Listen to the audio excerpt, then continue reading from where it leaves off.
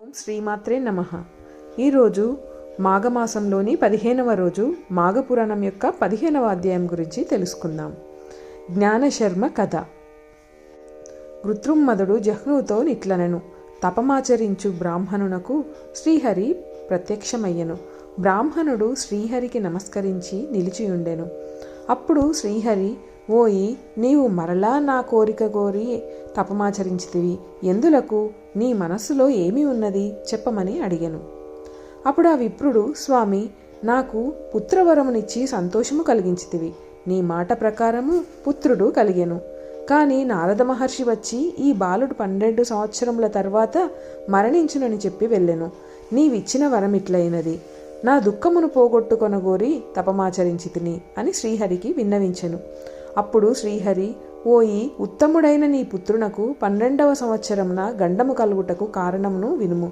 నీ భార్య పూర్వజన్మమున చేసిన దోషమే ఇప్పుడీ గండమునకు కారణము. పూర్వజన్మమున కూడా మీరు ఇద్దరు భార్యాభర్తలే. అప్పటి నీ పేరు జ్ఞానశర్మ. ఈమె అప్పుడునూ నీ భార్యయే. ఆమె ఉత్తమ శీలము గుణములు కలిగి ఉండినది. ఆమె భర్తయగు జ్ఞానశర్మ ఆమెను మాఘమాస వ్రతము చేయమని చెప్పెను. ఆమెను అట్లేయని అంగీకరించెను. వ్రతమును ఆరంభించెను. మాఘపూర్ణిమయందు వ్రతమాచరించి నీవు నిశ్చల భక్తితో మాఘవ్రతమును ఆచరించినందున ఈ జన్మయందును విష్ణుభక్తి కలిగెను. నేను నీ తపమునకు వరమిచ్చినను గత జన్మలో నీ భార్య మాఘపూర్ణిమ నాడు చేయవలసిన పాయసదానము చెయ్యకపోవుట, భర్త చెప్పినను చెయ్యకపోవుట ఎను 2 దోషముల వలన 12 సంవత్సరముల తర్వాత గండమున్నదని నారదుడు చెప్పెను. కావున మాఘమాస వ్రతమునందలి గంగోదక బిందువులతో నీ పుత్రుని తడుపుము. ఇందువలన గండదోషము పోయి నీ పుత్రుడు చిరంజీవి యగును. ఓయి, మాఘస్నానము ఆయువును, ఆరోగ్యమును, ఐశ్వర్యమును ఇచ్చును. మాఘస్నానము చేయని వారికి వారి సంతానమునకు ఆపదలు కలుగును. అధిక పుణ్యములని గత జన్మలలో చేసిన వానికి మాఘమాస వ్రతమును ఆచరింపవలెనని సంకల్పము కలుగును. మాఘస్నానము సర్వపాప దోషహరణము. నేను శ్రీహరి మాఘమాస ప్రియుడను. మాఘస్నానం ఆచరించిన వారు దీర్ఘాయువులు, బుద్ధిమంతులు, ఆరోగ్యవంతులు అయి ముక్తినందుదురు. మాఘస్నానమున వ్రతము కోరిన కోరికలనిచ్చును.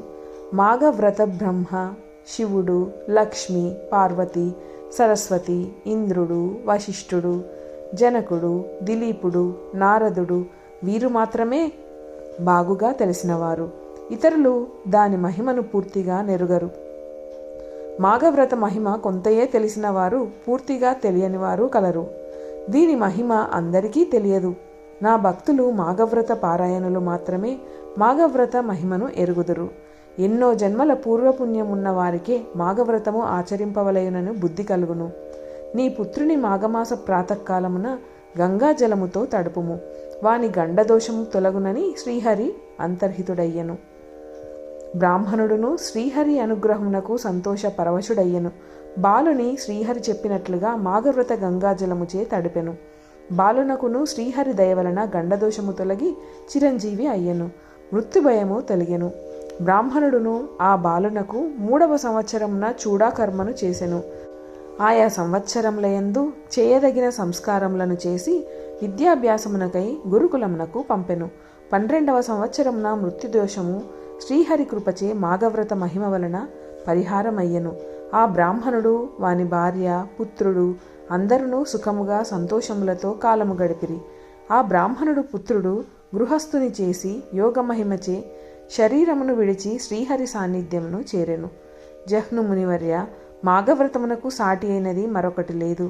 అది శ్రీమన్నారాయణునికి ప్రీతికరము. పాపములను పోగొట్టి పుణ్యమును కలిగించును. మాఘవ్రతము మోక్షమును కూడా ఇచ్చును.